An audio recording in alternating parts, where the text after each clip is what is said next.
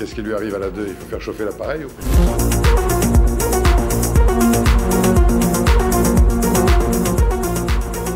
Ce que j'ai trouvé extraordinaire, en l'occurrence chez Pascal Praud, mais on le voit sur tous les plateaux télé, c'est que les intervenants ignorent complètement ou feignent d'ignorer la réalité des processus de corruption systémique dans le domaine de la santé, alors même qu'ils ont été identifiés par tout le monde. C'est un énorme problème dans les politiques de santé. Et il y a notamment des campagnes, c'est intéressant parce que ça joue de la même manière, de l'industrie pharmaceutique visant la psychologie des médecins pour voiler la réalité de ce à quoi ils participent. Alors je renvoie comme toujours aux études du centre d'éthique de l'université de Harvard qui a travaillé ces questions pendant 4 ans. Et donc il y a de l'ingénierie sociale des pharma vers les médecins pour qu'ils ne mesurent pas ce à quoi ils participent. Et donc après, ça fait que les médecins viennent sur un plateau et de bonne foi défendent des positions qui sont fausses, mais, et c'est là le problème, en n'allant jamais chercher ailleurs, en n'allant jamais chercher à voir les preuves.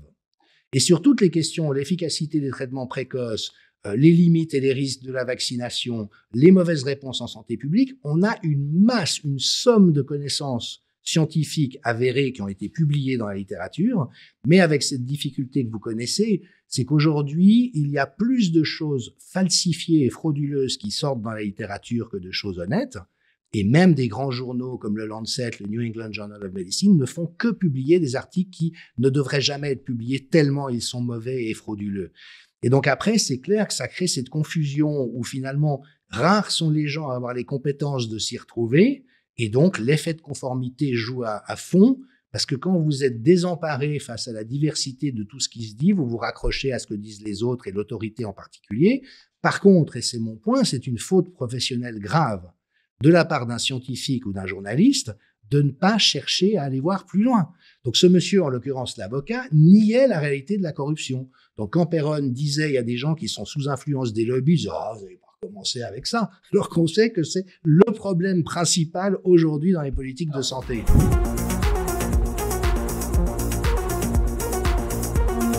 Ça, c'est la grande tâche aveugle. Donc, de nouveau, je rappelle, jusqu'en février 2020, on sait comment gérer les pandémies, c'est-à-dire l'inverse de ce qu'on a fait. Jusqu'en février 2020, les mots veulent dire ce qu'ils veulent dire. Jusqu'en février 2020, on sait que la corruption est un grave problème dans les politiques de santé, qu'il faut vraiment être précautionneux par rapport à ça, comme le Sénat français l'a rappelé dans son rapport faisant suite à H1N1. Ils ont décortiqué tout ce qui s'était passé, ils ont montré exactement ce qu'on est en train de retrouver aujourd'hui. Des conflits d'intérêts majeurs chez les experts, des recommandations et des préconisations qui n'ont pas lieu d'être, une négation de la réalité, une fuite en avant vers le vaccin, tout était déjà nommé. Et donc, la grande pièce du puzzle manquante pour que les gens et la plupart des médecins et des journalistes puissent comprendre ce qui se passe, c'est la réalité de cette corruption, qui aujourd'hui est systémique. C'est comme dans le milieu de la presse. Imaginez que chaque journaliste est sous la surveillance d'un caporal aux ordres de la CIA ou de M. Gates et qui n'ont pas le droit de mettre une virgule au mauvais endroit, serait très mal comprendre le milieu. C'est qu'il y a des phénomènes d'autocontrôle, d'autorépression, un climat ambiant et aussi un embarquement idéologique qui font qu'il n'y a plus d'ouverture d'esprit et il y a juste l'adhésion à une pensée.